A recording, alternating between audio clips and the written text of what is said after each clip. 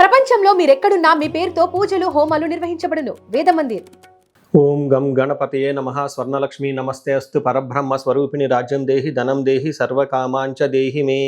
గణపతి మనందరికీ మంచి బుద్ధిని సిద్ధిని సక్సెస్ని ఇవ్వాలని చెప్పేసి కోరుకుంటూ, స్వర్ణలక్ష్మి అమ్మవారు మన అందరికీ చక్కగా బ్రహ్మ జ్ఞానాన్ని కలిగించాలని, తద్వారా మనం ప్రతిదాన్ని శోభాయమానంగా చూస్తూ ఎప్పుడు మనకి దుఃఖం అనేది లేకుండా ఉండాలని చెప్పేసి, ఇప్పుడు ఆనందభరితంగా ఉండాలని చెప్పేసి అమ్మవారిని కోరుకుంటూ, అమ్మవారిని అలానే మనందరికీ చక్కగా సమృద్ధిగా ధనాన్ని ఇవ్వాలని చెప్పేసి, భాగ్యాన్ని ఇవ్వాలని చెప్పేసి కోరుకుంటూ, అంతేకాకుండా మనందరికీ రాజ్యం ఖచ్చితంగా ఒక అథారిటీ, పవరు, స్టేటస్, ఒక దర్పం అవన్నీ మనకు అమ్మవారు ఇవ్వాలని చెప్పేసి కోరుకుంటూ, వీటితో పాటుగా సర్వకామార్థ సిద్ధి, మన మనసులో అనుకున్న ముఖ్యమైన కోరికలన్నీ చక్కగా నెరవేరాలని చెప్పేసి అమ్మవారిని మనం కోరుకుందాం. సో మనం జూలై మంత్ రాశి ఫలాల గురించి మాట్లాడుకుంటున్నాం కాబట్టి, జూలై మంత్ చాలా ముఖ్యమైన అనేక రకాలైన విశిష్టతతో కూడుకొని ఉంది. ఇందులో మనం కొన్ని ముఖ్యంగా చర్చించుకుందాం. ఒకటి, ఈ మాసం వచ్చేటప్పటికి ఫస్ట్ 15 days నిజ జ్యేష్ఠ మాసంతో ఉంటుంది, తర్వాత ఆషాఢ మాసంతో ఉంటుంది. ఈ జ్యేష్ఠ మాసంలో చాలా వరకు పెళ్ళిళ్ళు, ముఖ్యమైన కార్యక్రమాలు ఉన్నాయి. వీటితో పాటుగా ఎప్పుడైతే ఆషాఢ మాసం స్టార్ట్ అవుతుందో ఇందులో చాలా ముఖ్యమైన పనులు అయితే ఖచ్చితంగా ఉన్నాయండి. ఒకటి మనం చూసుకుంటే గురుమూఢమి స్టార్ట్ అవుతుంది. ఎప్పుడైతే గురుమూఢం స్టార్ట్ అవుతుందో, ఈ గురుమూఢమి మనకి జూలై 15 నుంచి ఆగస్టు 13 వరకు ఉంది. ఈ డేట్స్లో మనకి వివాహాలు కానివ్వండి, గృహ ప్రవేశాలు లాంటివి శుభకార్యాలు ఎక్కువగా చేయరు. అది ఒకసారి గమనించవలసిందిగా కోరుతున్నాను. వీటితో పాటుగా మనకి ఇంకొక ముఖ్యమైనది ఏమవుతుందంటే, మనకి దక్షిణాయనం స్టార్ట్ అవుతుంది 17వ తారీఖు నుంచి. అక్కడ నుంచి ఇప్పటిదాకా ఉన్న ఉత్తరాయణం కంప్లీట్ అయిపోయి దక్షిణాయనం స్టార్ట్ అవుతుందని గమనించాలి. తర్వాత 25వ తారీఖున మనకి తొలి ఏకాదశి స్టార్ట్ అవుతుంది. దానికి ముందుగా చాతుర్మాస వ్రతం అని చెప్పేసి 4 మాసాలు ముఖ్యమైన మాసాలుగా చాతుర్మాస వ్రతం కూడా ఇందులోనే స్టార్ట్ అవుతుంది.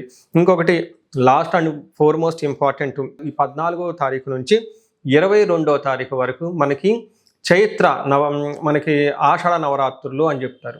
వీటిని ఏమంటారు? గుప్త నవరాత్రులు అంటారు, లేకుంటే వారాహి నవరాత్రులు అని చెప్పేసి చేస్తూ ఉంటారు. ఈ నవరాత్రులు కూడా ఎంతో విశిష్టత కలిగి ఉంది. పర్సనల్గా ఈ 9 రోజులు నేను కూడా చక్కగా సింపుల్గా చేస్తాను, పెద్ద హడావుడిగా చేయకుండా. ఇలా చేసుకునే వాళ్ళందరికీ ఎంతో బాగా ఉపయోగకరంగా ఉంటుంది. లాస్ట్లో ఈ మంత్ మనకి గురు పూర్ణిమతో ఈ మాసం అనేది పూర్తి అవుతుంది. ఇన్ని రకాల విశిష్టత కలిగిన ఈ మాసంలో జ్యోతిష శాస్త్రం ప్రకారంగా కూడాను 3 ముఖ్యమైన గ్రహాలు మారుతూ ఉన్నాయన్నమాట. ఆ గ్రహాలు మనం ఏంటో చూసుకుంటే, జూలైలో 4వ తారీఖు, 7వ తారీఖు, 16వ తారీఖు, 21వ తారీఖు, ఇలా జూన్ అంటే 3 గ్రహాలు మారుతున్నాయి. ఈ మారి గ్రహాలు శుక్రుడు, బుధుడు, సూర్యుడు గ్రహాలు కూడా ఉన్నాయి. 4వ తారీఖు వచ్చేటప్పటికి శుక్రుడు, బుధుడు వచ్చి 7వ తారీఖు, 16వ తారీఖు సూర్య భగవానుడు మారుతూ ఉన్నారనమాట. ఈ యొక్క 3 గ్రహాల యొక్క ప్రభావం మనకి జూలై మంత్లో ఎలా ఉండబోతుందో మనం తెలుసుకుందాం. తులారాశి జూలై మంత్లో చూస్తే చాలా బెటర్గా ఉంది అని మనం చెప్పుకోవచ్చు. ఇంతకుముందు ఉన్న 2-3 మాసాలతో కంపేర్ చేస్తే ఈ మాసం చాలా బాగుంటుందని తెలుసుకోవచ్చు. ముఖ్యంగా ఎవరైతే జాబుల గురించి వెయిట్ చేస్తూ ఉన్నారో వాళ్ళకి జాబులు వచ్చే అవకాశం ఎక్కువగా ఉంటుంది. ప్రమోషన్స్ గురించి చూస్తున్న వాళ్ళకి ప్రమోషన్స్ వచ్చే అవకాశం ఎక్కువగా ఉంటుంది. రాజకీయ నాయకులు కానివ్వండి, లేదంటే బ్యూరోక్రాట్స్, సీనియర్ గవర్నమెంట్ అధికారులు ఎవరైతే ఉన్నారో వాళ్ళకు కూడాను మంచి అవకాశాలు, ప్రమోషన్స్ వచ్చే అవకాశం ఎక్కువగా ఉంటుంది. ఈవెన్ మూవీ డైరెక్టర్స్ కానివ్వండి, లేదంటే ఇన్ఫ్లుయెన్షియల్ పీపుల్, లీడర్షిప్, నాయకత్వ బాధ్యతలు కలిగిన వాళ్ళంతా కూడా చాలా ఉన్నతంగా ఉంటుందని మీరు గమనించాలి. డీటెయిల్స్ తెలుసుకునే ముందు ఈ రాశిలో ఉన్న నక్షత్రాలు చూసుకుంటే, ఇందులో ఉన్న నక్షత్రాలు చిత్త 3-4 పాదాలు, స్వాతి 1-2-3-4 పాదాలు, విశాఖ 1-2-3 పాదాలు అంతా మనకి ఈ రాశిలో ఉంటారని గమనించాలి. పేరు బలం బట్టి చూసుకుంటే రా, రీ, రూ, రో, రో, తా, తీ, తూ, తే, తో, తే అన్న అక్షరాలంతా కూడా ఇందులో ఉంటారని మీరు గమనించాలి. మనం లఘు గోచారం, సూక్ష్మ గోచారం ప్రకారం చూసుకుంటే, ఇందులో మన మహర్షులు 4 మాటల్లో టోటల్ మంత్ అంతా ఎలా ఉందో మనకు చెప్పడం జరిగింది. దాన్ని క్రియాఫలం, మృతిం, విఘ్నం, అభయం అని చెప్తారు. అంటే క్రియాఫలం అంటే ఏదైనా పని చేస్తే ఈ మంత్లో దానికి శ్రమకు తగ్గ ఫలితం ఉంటుందని గమనించుకోవాలి. తర్వాత అభయం, అభయప్రదంగా ఉంటుంది. ఆటంకాలు ఉంటాయి కానీ అవి చిన్న ఆటంకాలు, దాన్ని విఘ్నం, అవి అధిగమించుకొని ముందుకెళ్ళే అవకాశం ఎక్కువగా ఉంటుంది. కొన్నిసార్లు కొన్ని సందర్భాలలో మీకు ట్రావెల్ చేసేటప్పుడు కొంచెం జాగ్రత్తగా ఉండటం ఎంతైనా ముఖ్యమని మనం చెప్పుకోవచ్చు. ఇది మనకి లఘు గోచారం, సూక్ష్మ గోచారం ప్రకారం. అయితే మనకి ఒక్కొక్క గ్రహం చూసుకుంటే సూర్యుడు 10వ స్థానంలో ఉండటం చాలా మంచిది. ఈ month, July month, August month ఉద్యోగరీత్యా ఎవరైతే ఉంటారో వాళ్ళకి బాగా కలిసి వచ్చే అవకాశం ఎక్కువగా ఉంటుంది. ఎప్పుడైతే సూర్యుడు 10వ స్థానానికి వస్తారో అనేక విధాలుగా బాగుంటుంది అని మనకు చెప్తూ ఉంటారు. ఏ ప్రకారంగా అంటే సంస్కృతంలో మహర్షులు ఏం చెప్తారంటే అర్థసిద్ధిం సదా ఆరోగ్యం బంధుమిత్ర సమాగమ రాజదర్శనం సుసల్లాపౌ సౌఖ్యం. దశమే రవి అంటారు. అంటే 10వ స్థానంలో ఎప్పుడైతే రవి ఉంటారో వాళ్ళకి అర్ధసిద్ధి అంటే ధనం ప్రవాహం బాగుంటుంది, ఆరోగ్యం బాగుంటుంది, బంధువులతోటి మిత్రులతో చక్కగా కలిసి సంభాషణ చేస్తూ ఉంటారు. అంతేకాకుండా రాజదర్శనం హైయర్ అఫీషియల్ కలిసే అవకాశం ఎక్కువగా ఉంటుంది. సుసల్లాఫో మంచి డిస్కషన్ చేసి మీకు అనుగుణంగా రిజల్ట్ వచ్చే అవకాశం ఎక్కువగా ఉంటుంది. ఈ టైంలో హైక్స్ కానివ్వండి, ప్రమోషన్స్, హెచ్ఆర్ నుంచి ఏదైనా మంచి సపోర్ట్ రావటం, రాజకీయ నాయకులు అయితే మంచి పదోన్నతులు వచ్చే అవకాశం ఎక్కువగా ఉంటుంది. మీ ఫాలోవర్స్ మిమ్మల్ని చక్కగా ఫాలో అవుతూ ఉంటారని గమనించుకోవచ్చు. పెద్దలతో చక్కగా సంభాషించి మీకు కావాల్సిన అన్ని వ్యవహారాలని మీకు అనుగుణంగా మార్చుకునే ఒక గొప్ప శక్తి అయితే ఈ రాశి వాళ్ళకి ఈ టైంలో ఉందని తెలుసుకోవాలి. అయితే 8వ స్థానంలో కుజుడు ఉండటం ఇక్కడ మిక్స్డ్ రిజల్ట్ అని చెప్తారు. అంటే కొన్ని విషయాల్లో బాగుంటుంది, కొన్ని విషయాల్లో కాంప్లికేటెడ్గా ఉంటుంది. ఫస్ట్ ధన ప్రవాహం బాగుంటుంది, ఏ పని చేసినా ఫైనల్గా విజయాన్ని కుజుడైతే ఇస్తూ ఉన్నారు.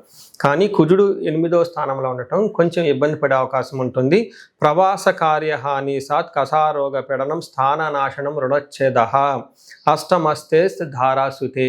ఎప్పుడైతే 8వ స్థానంలో కుజుడు ఉంటారో స్థాననాశనం, కొన్నిసార్లు మీకు కొంతమందికి, అందరికీ కాదు, చేస్తున్న ఉద్యోగంలో బాగా ఒడిదుడుకులు ఉండే అవకాశం ఎక్కువగా ఉంటుంది. కార్యహాని శాత్, ఏదైనా పని చేస్తే ఆ పనిలో సరైన రిజల్ట్ అయితే ఇవ్వడు. తర్వాత కాసా రోగ పీడనం, హెల్త్ కాంప్లికేషన్స్ ఉండే అవకాశం ఎక్కువగా ఉంటుంది. విపరీతంగా దగ్గొచ్చే అవకాశం కూడా ఎక్కువ ఉంటుందని గమనించాలి. సో ఇక్కడ కుజుడు మీకు మిక్స్డ్ రిజల్ట్ ఇస్తున్నారు, సూర్యుడు మాత్రం మంచి రిజల్ట్ ఇస్తున్నారని తెలుసుకోవాలి. 9వ స్థానంలో బుధుడు ఉండటం వల్ల సరిగ్గా అపకీర్తి అవకాశం ఎక్కువగా ఉంటుంది. కొంచెం లేజినెస్గా ఫీల్ అయ్యే అవకాశం ఎక్కువగా ఉంటుంది. రుచి పచి లేని తిండి తినటం ఎక్కువగా అవకాశం ఉంటుంది. జంక్ ఫుడ్ అంటారు, తినే అవకాశం ఎక్కువ ఉంటుంది. అయితే అగైన్ 11వ స్థానంలో శుక్రుడు ఉండటం చాలా చక్కటి యోగ్యతనిస్తూ ఉంటుంది. ఎలా అయితే సూర్యుడు 10వ స్థానంలో యోగ్యతనిస్తూ ఉన్నాడో శుక్రుడు కూడా చక్కగా యోగ్యతనిస్తూ ఉంటారు. శుక్రుడు ఎప్పుడైతే 11వ స్థానంలో ఉంటారో వీళ్ళకి పుష్టిం కాంతి తదా కీర్తి ఇష్టకార్యార్థ సాధనం క్షీరాన్నం భోజనాన్ కుర్యా చుక్రే ఏకాదశే ఫలం అంటారు. అంటే ఏకాదశిలో శుక్రుడు ఎప్పుడైతే ఉంటారో వాళ్ళకి పుష్టిం కాంతిం, శారీరకంగా చాలా పుష్టిగా ఉంటారు, ఫేస్ అంతా చాలా బ్రైట్గా ఉంటుంది. ఇష్టకార్య సాధకం, అనుకున్న పనులని చక్కగా సాధించుకుంటూ ఉంటారు, మంచి భోజనం చేస్తూ ఉంటారు అని మనకి శాస్త్రంలో వివరించడం జరిగింది. ఒక కుజుడు తప్పక మిగతా విషయాల్లో ఏ గ్రహాలు కూడాను అంత పెద్దగా మీకు ఇబ్బంది అయితే పెట్టట్లేదని గమనించుకోవాలి. మనం ఇప్పటిదాకా 4 గ్రహాలు ఏ విధంగా మనం ఈ రాశి వాళ్ళకి ప్రభావం చూపుతుందో చూసాము. ఇప్పుడు నక్షత్రాల వారీగా మనం చూద్దాం. ఇందులో చిత్తా, స్వాతి, విశాఖ 3 నక్షత్రాలు ఉంటాయి. ఇందులో చిత్తా నక్షత్రం వాళ్ళని గమనించుకుంటే ఓవరాల్గా లాభప్రదంగా ఉంటారు, క్షేమంగా ఉంటారు, ఫారిన్ లేదంటే అవుట్ స్టేషన్ వెళ్ళే అవకాశాలు కూడా ఎక్కువగా ఉంటాయి. అయితే వీళ్ళకి దేహ పీడనము, అతి భయము అని చూపిస్తూ ఉంటుంది. అంటే శారీరకంగా కొంచెం ఇబ్బందులు పడే అవకాశం ఎక్కువగా ఉంటుంది. అతిగా అంటే భయపడాల్సిన దానికంటే కొన్ని సంఘటనల వల్ల విపరీతంగా భయాందోళనకు గురే అవకాశం కూడా ఎక్కువ ఉంటుంది. స్వాతి నక్షత్రం వాళ్ళకి లాభప్రదంగా ఉంటుంది, వస్త్రలాభం ఉంటుంది, క్షేమంగా ఉంటారు. పరవాసము, ఫారిన్ లేదంటే అవుట్ స్టేషన్ వెళ్ళే అవకాశం ఎక్కువగా ఉంటుంది. అతి భయము, దేహ పీడనము, సో వీళ్ళకి కూడాను కొంచెం భయపడే అవకాశము, శారీరకంగా ఇబ్బంది పడే అవకాశం ఉంటుందని తెలుసుకోవాలి. విశాఖ నక్షత్రం వాళ్ళకి వీళ్ళకి వస్త్రలాభము, క్షేమము, పరవాసము, ధనలాభము ఎక్కువగా కనిపిస్తుంది. ఈ అదర్ సైడ్లో ధనహీనత, దారిద్ర్యము, దేహపీడనము, ఫైనాన్షియల్గా క్రైసిస్ ఉంటుంది. దీంతో పాటు దేహపీడనం, శారీరకంగా కొంచెం ఇబ్బందులు పడే అవకాశం ఉంటుంది. సో అన్ని ప్రకారంగా చూసుకుంటే విశాఖ నక్షత్రం వాళ్ళకి కార్యహాని, అనుకున్న పనుల్లో కొంచెం ఆటంకాలు ఎక్కువగా జరిగే అవకాశం ఉంది. సో మీరు ఈ రాశి వాళ్ళు పరిహారాలు చేసుకోవాలనుకుంటే బుధుడికి సంపూర్ణ శాంతి పూజలు చేయించుకోవటం, విష్ణు ఆలయాలు దర్శించుకోవటం చాలా ఇంపార్టెంట్. వీటితో పాటుగా కుజుడు సుబ్రహ్మణ్యేశ్వర స్వామి స్తోత్రం చేయటం, లేదంటే గ్రామ దేవతలను పూజించటం, క్షేత్రపాలకులను పూజించడం చాలా ఉత్తమం. ఇంతేకాకుండా కుజుడికి సంపూర్ణమైన శాంతి పూజలు చేయించుకున్నా కానీ చాలా బాగుంటుంది. ఎవరికైతే ఇప్పుడు టైం అంతా అనుకూలంగా ఉంది కాబట్టి ఉద్యోగం రావడానికి, ఇన్ కేసు మీకు ఎక్కడన్నా డౌట్గా అనిపించినా, ఎక్కడన్నా మీకు ఇంటర్వ్యూస్ అటెండ్ అయ్యి మీ అప్లికేషన్స్ ఇంకా ముందుకు వెళ్లకుండా, లేదంటే మీరు తలపెట్టిన పని మధ్యలో అవనట్టుగా మధ్యలో ఎక్కడన్నా ఆగిపోయి ఉంటే కనుక ఒక్కసారి ఇండివిజువల్గా జాతకం చూపించుకోవటం చాలా ముఖ్యం. పరిహారాల్లో భాగంగా ఈ రాశి వాళ్ళు ముఖ్యంగా నేనేం చెప్తానంటేనండి, ఇది గోచార రీత్యం అంటే గోచార ఫలితాలు అని చెప్తూ ఉంటారు. అయితే మీ ఇండివిజువల్ యొక్క జన్మరాశిలో చూడటం కూడా చాలా ఇంపార్టెంట్. ఈ గోచార రీత్యాలతో పాటు మీకు ఇండివిజువల్గా ఉన్న దశాభుక్తి ఏంటి, ఏమైనా శాపాలు ఉన్నాయి, ఏమైనా గ్రహ దోషాలు ఉన్నాయంటూ జ్యోతిష శాస్త్రంలో ప్రకారం అనాలిసిస్ చేసుకోవడం చాలా ఇంపార్టెంట్. ముఖ్యంగా ఎవరికైతే ఏజ్ 40 ఇయర్స్ ±5 ఇయర్స్ ఉంటుంది, అంటే 35 to 45 ఇయర్స్ ఏజ్ ఉండి మధ్యలో మీకు ఎక్కడైనా కనుక కెరీర్లో గ్యాప్ వచ్చినా, లేదంటే అనుకున్న పనులు కాకపోతున్నా, మధ్యలో స్టాగ్నేటెడ్గా అనిపించినా, లేదంటే ఏదైనా ఒక గందరగోళమైన పరిస్థితి, కయోటిక్ పరిస్థితుల్లో మీరు ఇన్వాల్వ్ అయ్యారు, తెలవకుండా అవుట్ ఆఫ్ యువర్ కంట్రోల్ వెళ్తూ ఉంది అనుకుంటే ఖచ్చితంగా మీ జన్మ జాతకం చూపించుకోవడం చాలా చాలా ఇంపార్టెంట్. ఎందుకు అంటే మనకు మోడర్న్ సైకాలజీలో, మోడర్న్ సైన్స్లో ఇది మిడ్ లైఫ్ క్రైసిస్ అంటారు. కానీ జ్యోతిష శాస్త్రం దీనికి చాలా విధాలైన పరిష్కారాలను చూపిస్తుంది. ఈ టైంలో 2 ముఖ్యమైన విషయాలు జరుగుతూ ఉంటుంది. అలా మీ గ్రోత్ కనుక ఆగిపోయి ఉంటే, ఫస్ట్ మీకేమైనా శాపాలు ఉన్నాయా, ఆ శాపాలు ఈ టైంలో యాక్టివేట్ అయ్యా అని చూసుకోవాలి.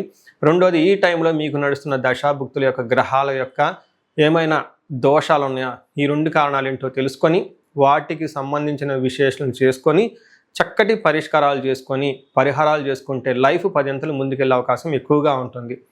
నా దగ్గరకు వచ్చే క్లయింట్స్లో ఎక్కువగా ధనానికి ఇబ్బంది పడుతున్న వాళ్ళు స్వర్ణలక్ష్మి విశేష హోమం చేయించుకుంటూ ఉంటారు. శత్రు బాధలు విపరీతంగా ఉన్నవాళ్ళు మనకు వచ్చేటప్పుడు చండీ హోమం చేయించుకుంటూ ఉంటారు. వీటితో పాటుగా ఎవరికైనా హెల్త్ బాగలేకపోతుంటే ఆయుష్ సూక్త్యం, మహామృత్యుంజయ హోమం చేయించుకుంటూ ఉంటారు. భార్యాభర్తల కోసం అన్యోన్య దాంపత్య పాశుపత అభిషేకము లేదా విశ్వావసు గంధర్వరాజ హోమము, ఇవన్నీ చక్కగా చేయించుకుంటూ ఉంటారు. ఎలాంటి పరిస్థితులు మీకున్నా, ఎలాంటి సమస్యలు మీకున్నా, లేదంటే ఎలాంటి క్లారిఫికేషన్ మీకు కావాలనుకున్నా కానీ, ఫ్యూచర్ గురించి ప్లాన్స్లో కన్ఫ్యూజన్ ఉన్నా కానీ, ఒక్కసారి మీ జన్మ జాతకం చూపించుకొని ఆ జాతకంలో ఏ ప్రకారంగా ఉందని తెలుసుకొని చక్కటి పరిష్కారాలు చేసుకుంటే లైఫ్ అనేది 10 అంతలు ముందుకెళ్ళే అవకాశం ఉంటుంది. మీ అందరికి అష్టైశ్వర్యాలు కలగాలని, భోగభాగ్యాలు కలగాలని చెప్పేసి నేను కోరుకుంటున్నాను. నమస్తే.